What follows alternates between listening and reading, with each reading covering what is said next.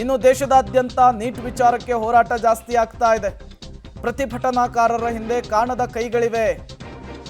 ಕೇಂದ್ರ ಸರ್ಕಾರದ ವಿರುದ್ಧ ಷಡ್ಯಂತ್ರ ಹುನ್ನಾರ ನಡೀತಾ ಇದೆ.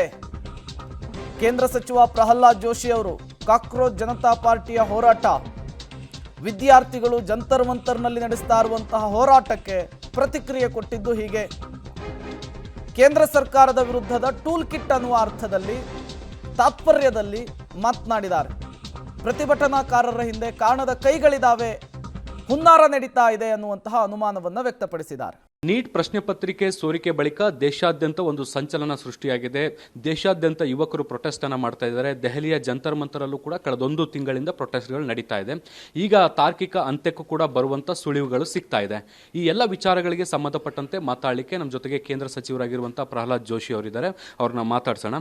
ಸರ್, ಮೊದಲ ನೇರ ಪ್ರಶ್ನೆ, ಸಾರ್ವಜನಿಕ ವಲಯದಲ್ಲಿ ಬಹಳ ಚರ್ಚೆ ಆಗ್ತಾ ಇರುವಂತದ್ದು, ಸರ್ಕಾರದಿಂದ ತಪ್ಪಾಗಿದೆ, ಅದನ್ನು ಯಾಕೆ ಒಪ್ಕೊಳ್ತಾ ಇಲ್ಲ, ಒಪ್ಕೊಂಡು ರಾಜೀನಾಮೆಯನ್ನ ಯಾಕೆ ಪಡ್ಕೊಳ್ತಾ ಇಲ್ಲ, ಮೋದಿ ಸರ್ಕಾರದಲ್ಲಿ ಒಬ್ಬರು ರಾಜೀನಾಮೆ ಪಡ್ಕೊಳ್ಳೋದು ಇಷ್ಟು ಕಷ್ಟನಾ ಅನ್ನೋ ಚರ್ಚೆಗಳಾಗ್ತಾ ಇದೆ.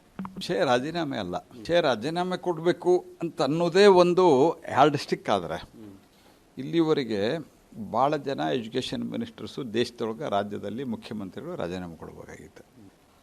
10 ವರ್ಷದ UPA ಕಾಲದಲ್ಲಿ ನಾನು ಇದನ್ನು ಕಂಪೇರ್ ಮಾಡಿ, ಅವ್ರು ಹಿಂಗಿದ್ರು, ಅವರು 1 ಕೊಲೆ ಮಾಡಿದ್ರು, ಅವ್ರು 5 ಕೊಲೆ ಮಾಡಿದ್ರು, ನಾವು ಒಂದೇ ಮಾಡಿದ್ದೀವಿ ಅಂತ ಕೆಲವರು ಕಂಪೇರ್ ಮಾಡ್ತಾರಲ್ಲ, ಅದು that is not hour intention.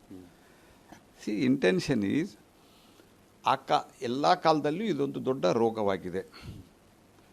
ಈ ರೋಗವನ್ನು ಸರಿಪಡಿಸಲಿಕ್ಕೆ ನಾವು ಅನೇಕ ಕ್ರಮ ಕೈಗೊಂಡಿದ್ದೆ.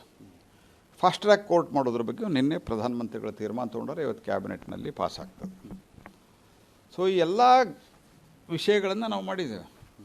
ನಾ ಕೇಳೋದು, ಈಗ UPSC ಕರ್ಮಕಾಂಡ ಬೆಳೀತಾ ಇದೆ, ನಿಮ್ಮಲ್ಲಿಯೂ ಬಂದಿದೆ. UPSC ಕರ್ಮಕಾಂಡದಲ್ಲಿ ಮುಖ್ಯಮಂತ್ರಿಗಳು ರಾಜೀನಾಮೆ ಕೊಡ್ತಾರೆ, ಅಥವಾ ಹಿಂದಿನ ಮುಖ್ಯಮಂತ್ರಿಗಳು ಇದಕ್ಕಾಗಿ ರಾಜೀನಾಮೆ ಕೊಟ್ಟು ಹೋದರೆ ಸಿದ್ದರಾಮಯ್ಯನವರು. ಎಲ್ಲ ಸಂಗತಿಗಳನ್ನು ಸರಿ ಮಾಡಲಿಕ್ಕೆ ನಾವು ಆ್ಯಕ್ಟ್ ತಂದಿದ್ದೀವಿ. ಇನ್ನೂ ಹೆಚ್ಚಿನ ಮಾಡ್ಬೇಕಪ್ಪ. We are open for the discussion. Lok Sabha ಮತ್ತು ರಾಜ್ಯಸಭೆ ಇರೋದು ಚರ್ಚೆ ಮಾಡಲಿಕ್ಕೆ. ನಿಮ್ಮ ಸಲಹೆ ಕೊಡ್ರಿ. ನಾವು ಯಾವತ್ತೂ ನಿಮಗೆ ಚರ್ಚೆಗೆ ಬೇಡ ಅಂತ ಹೇಳಿಲ್ಲ. ಫ್ರಮ್ ದಿ ಡೇ ಒನ್, ಅಂದರೆ ಆಲ್ ಪಾರ್ಟಿ ಮೀಟಿಂಗ್ ಆದಾಗನೇ ನಾವು ಹೇಳಿದ್ದೀವಿ, ನಾವು ತಯಾರಿದ್ದೀವಿ ಚರ್ಚೆಗೆ ಅವ್ರು ಯಾಕೆ ತಯಾರಿಲ್ಲ? ಅವ್ರದ್ದೆಲ್ಲ ಹಳೇದು ಹೇಳಿಗಿಳ್ಯಾರು ಅಂತ ನಾವು ಅದನ್ನು ಹೇಳಲ್ಲ. ನೀವು ಕನ್ಸ್ಟ್ರಕ್ಟಿವ್ ಆಗಿ ಸಜೆಷನ್ ಕೊಟ್ಟರೆ ನಾವು ಅದನ್ನು ಹೇಳಲ್ಲ. ಹೋಗಲಿ, ವಿದ್ಯಾರ್ಥಿಗಳ ಹೋರಾಟದ ಬಗ್ಗೆ ನಮ್ಮ ಸಂವೇದನೆ ಇದೆ. ಆದರೆ ಅಲ್ಲಿ ಯಾರು ಆ್ಯಂಟಿ ಸೋಷಲ್ ಎಲಿಮೆಂಟ್ಗಳು ಇವತ್ತು ಹೋಗಿ ಜಾಯ್ನ್ ಆಗಿದ್ದಾರೆ, ಆ ಆ್ಯಂಟಿ ಸೋಷಲ್ ಎಲಿಮೆಂಟ್ಗಳು, ಅದರಲ್ಲಿ ನಿಮ್ಗೆ ಉದಾಹರಣೆಗೆ ಈ ಆಮ್ ಆದ್ಮಿ ಪಾರ್ಟಿಯ Haji Afzal, is A criminal ಅನ್ನೋದು ಎಲ್ಲರಿಗೂ ಗೊತ್ತಿದೆ ಮತ್ತು ಕೇಸುಗಳಲ್ಲಿ ಇದ್ದಾರೆ, ಕ್ರಿಮಿನಲ್ ಕೇಸುಗಳಲ್ಲಿ. ಅವನು ಬಂದಿದ್ದಾನೆ. ಅವನೇನು ವಿದ್ಯಾರ್ಥಿನ ಅಥವಾ ವಿದ್ಯಾರ್ಥಿ ನಾಯಕನ? ಅವನ್ನೂ ಸಪೋರ್ಟ್ ಮಾಡ್ತಾ ಇದ್ದಾನೆ. ಹೆಂಗೆ? ಇದರ ಬಗ್ಗೆ ವಿದ್ಯಾರ್ಥಿಗಳು ಜಾಗೃತವಾಗಿರಬೇಕು. ರಾಹುಲ್ ಗಾಂಧಿ ಮತ್ತು ಇವರು ಮಾತಾಡೋದಕ್ಕೆ ಭಾಳ ಅರ್ಥ ಇಲ್ಲ. ಯಾಕಂದರೆ ಅವರು ಇದನ್ನೇ ಮಾಡಿ ಗಂಭೀರವಾಗಿ ಯಾವುದೇ ಆಡಳಿತವನ್ನು ತೆಗೆದುಕೊಳ್ಳಾರದೆ ಇವತ್ತು ಈ ಸ್ಥಿತಿಗೆ ಬಂದು ತಲುಪಿದ್ದಾರೆ. ಇಡೀ ದೇಶದಲ್ಲಿ ತಿರಸ್ಕಾರ ಆದ ನಂತರ ಇದರ ಒಂದು ಉಪಯೋಗವನ್ನು ಮಾಡಿಕೊಂಡು ನಾವು ನಮ್ಮ ಒಂದು ರೆಲೆವೆನ್ಸನ್ನು, ಪ್ರಸ್ತುತತೆಯನ್ನು ನಾವು ದೇಶದ ಮುಂದೆ ನಾವು ಸಿದ್ಧಗೊಳಿಸಬೇಕು ಅಂತ ಹೊರಟಿದ್ದಾರೆ. ಅದಾಗಲ್ಲ ಸರ್. ಈಗ ಪ್ರಶ್ನೆ ಇರೋದು ನೈತಿಕ ಹೊಣೆಗಾರಿಕೆಯ ಬಗ್ಗೆ ಚರ್ಚೆಗಳಾಗ್ತಾ ಇದ್ದಾವೆ. ಈಗ ಕಾಂಗ್ರೆಸ್ ಸರ್ಕಾರದಲ್ಲಿ ಏನಾಗಿತ್ತು, ಅವ್ರು ಏನು ತಪ್ಪು ಮಾಡಿದ್ರು ಅನ್ನೋ ಕಾರಣಕ್ಕೆ ದೇಶದ ಯುವ ಶಕ್ತಿ ಮೋದಿಯವ್ರ ಜೊತೆಗೆ ನಿಂತ್ಕೊಂಡು NDA ಸರ್ಕಾರನ ಬೆಂಬಲಿಸಿತ್ತು. NDA ಸರ್ಕಾರದಲ್ಲೂ ಕೂಡ ಇದೇ ರೀತಿಯಾದಂಥ ತಪ್ಪುಗಳಾದರೆ ಹೇಗೆ ಅನ್ನುವಂಥ ಪ್ರಶ್ನೆ ಬರುತ್ತೆ ಒಂದು. ಮತ್ತು ಇದೇ ಬೇರೆ ಎಲ್ಲಾದರೂ ರಾಜ್ಯ ಸರ್ಕಾರಗಳಲ್ಲಾಗಿದ್ದರೆ ಭ್ರಷ್ಟಾಚಾರಗಳ ಆರೋಪಗಳು ಬಂದಿದ್ರೆ ಆ ಮಂತ್ರಿಯನ್ನು ರಾಜೀನಾಮೆ ಕೊಡೋವರೆಗೂ ಕೂಡ BJP ಹೋರಾಟ ಮಾಡುತ್ತೆ. ಆದರೆ BJPಯಲ್ಲೇ ಇಂಥ ಘಟನೆಗಳಾದಂಥ ಸಂದರ್ಭದಲ್ಲಿ ಯಾಕೆ ರಾಜೀನಾಮೆ ತೆಗೆದುಕೊಳ್ಳಿಕ್ಕೆ ಸಾಧ್ಯ ಆಗ್ತಾ ಇಲ್ಲ ಅಂತ ನೋಡಿ. ನಾನು ಅದನ್ನೇ ಹೇಳಿದೆ ನಿಮಗೆ. ಈ ಕರ್ನಾಟಕದಲ್ಲಿ ಆಗಿದೆ ಅಲ್ಲ, ನಾವು ಆಗ್ರಹ ಮಾಡಿದ್ದೀವಿ, ಆ್ಯಕ್ಷನ್ ಆಗಬೇಕು, ಮತ್ತೊಂದು ಆಗಬೇಕು, ರಾಜೀನಾಮೆ ಕೊಟ್ಟಿದ್ದಾರೆ. ಇದರಲ್ಲಿ ಅವರೇನು ಆ್ಯಕ್ಷನ್ ತಗೊಂಡಿದ್ದಾರೆ? KPSC ಸುಧಾರಣೆಗೆ ಒಂದು ಹುಡ್ಡಾ ಕಮಿಷನ್ ಅಂತ ಆಗಿತ್ತು. ಸಿದ್ದರಾಮಯ್ಯನವರ ಈ 3 ವರ್ಷದಲ್ಲಿ ಇರ್ಬೋದು, ಈಗ ಇವರು 3-4 ತಿಂಗಳಲ್ಲಿ ಏನಾದರೂ ಕ್ರಮ ಕೈಗೊಂಡಿದ್ದಾರೆ? ಏನು ತೊಗೊಂಡಿಲ್ಲ. ಬೇರೆ ಅಥವಾ PUC ಎಕ್ಸಾಮಿನೇಷನ್ ಲೀಕ್ ಆಯಿತು. ಕರ್ನಾಟಕದಲ್ಲಿ ಎಷ್ಟು ಸರ್ತಿ ಆಗಿದೆ?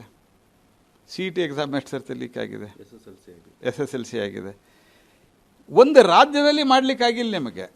ಆದರೆ ಜಂತರ್ ಮಂತರದಲ್ಲಿ ನಡೀತಿರುವಂಥ ಹೋರಾಟದ ಬಗ್ಗೆಯೂ ನಮ್ಮ ಬಗ್ಗೆ ಅತ್ಯಂತ ಅಲ್ಲಿ ಇರುವ ನಿಜವಾದ ವಿದ್ಯಾರ್ಥಿಗಳ ಬಗ್ಗೆ ನಮಗೆ ಯುವಕರ ಬಗ್ಗೆ ಅತ್ಯಂತ ಕಳಕಳಿ ಇದೆ.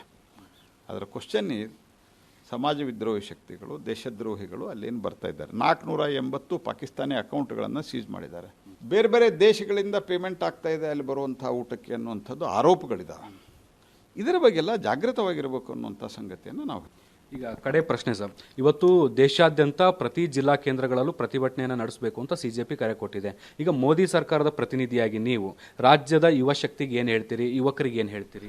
ಮೊದಲನೇದಾಗಿ ಫಸ್ಟ್ ಆಫ್ ಆಲ್ ನಾ ಹೇಳೋದು ಶಾಂತಿಯುತವಾದಂಥ ಪ್ರತಿಭಟನೆ ಮಾಡಲಿಕ್ಕೆ ಹಕ್ಕಿದೆ. ಯುವಕರು ಬತ್ತಿದ್ದಾರೆ ಆದರೂ ಶಾಂತಿಯುತವಾದ ಪ್ರತಿಭಟನೆ ಮಾಡಲಿ. ಕಾನೂನು ಚೌಕಟ್ಟಿನಲ್ಲಿ ಪ್ರಜಾಪ್ರಭುತ್ವ ವ್ಯವಸ್ಥೆಯಲ್ಲಿ ಅಭಿಪ್ರಾಯ ಭೇದ, ಡಿಸ್ಅಗ್ರಿಮೆಂಟ್ ಅನ್ನೋದು ಸಹಜ. This is number 1. ಎರಡನೇದು ನಾನು ಹೇಳೋದು, ಮೋದಿ ಸರ್ಕಾರ ಕೈಗೊಂಡಿರುವಷ್ಟು ಕ್ರಮವನ್ನು ಒಟ್ಟಾರೆ ವಿದ್ಯಾರ್ಥಿಗಳ ಹಿತದೃಷ್ಟಿಯಿಂದ, ಯುವಕರ ಹಿತದೃಷ್ಟಿಯಿಂದ ಮತ್ತು ಎಕ್ಸಾಮಿನೇಷನ್ ರಿಫಾರ್ಮು, ಎಜುಕೇಷನ್ ರಿಫಾರ್ಮ್ ಯಾರೂ ತೆಗೆದುಕೊಂಡಿಲ್ಲ. ಹಾಗಾಗಿ ನಾನು ಮುಂದಿನ ಯುವಕರಿಗೆ ಭರವಸೆ ಕೊಡಲಿಕ್ಕೆ ಬಯಸ್ತೀನಿ. ಮುಂದಿನ ದಿವಸದಲ್ಲಿ ಇದು ಇನ್ನೂ ಹೆಚ್ಚು ಕಟ್ಟುನಿಟ್ಟಿನ ಕ್ರಮವನ್ನು ತೆಗೆದುಕೊಂಡು ಯಾವುದೇ ರೀತಿಯಾದಂಥ ಪೇಪರ್ ಲೀಕು ಇತ್ಯಾದಿ ಆಗಲಾರದಂತೆ ಮತ್ತು ನಮ್ಮ ಯುವಕರ ಭವಿಷ್ಯದ ಮೂಲಕ ಭಾರತದ ಭವಿಷ್ಯವನ್ನು ಕಟ್ಟಲಿಕ್ಕೆ ನಾವು ಬದ್ಧರಾಗಿದ್ದೇವೆ. ಈ ರೀತಿ ಒಂದು 60-65 ವರ್ಷದಲ್ಲಿ ಅನೇಕ ಘಟನಾವಳಿಗಳು ನಡೆದಿತ್ತು, ಯಾರೂ ಗಂಭೀರವಾಗಿ ತೆಗೆದುಕೊಂಡಿರಲಿಲ್ಲ. ನಾನು ಆರಂಭದಲ್ಲೇ ಹೇಳಿದ್ದೇನೆ, ನಾವು ಅದನ್ನು ಕಂಪೇರ್ ಮಾಡಿ ನಾವು ಶೆಲ್ಟರ್ ತೆಗೆದುಕೊಳ್ಳುವುದಿಲ್ಲ, ಆಶ್ರಯ ತೆಗೆದುಕೊಳ್ಳುವುದಿಲ್ಲ. ಆದರೆ ಎಲ್ಲ ಒಂದೊಂದು ಘಟನಾವಳಿಗಳಂತೂ ಹೊಸ ಪಾಠವನ್ನು ಕಲ್ತಿದ್ದೇವೆ.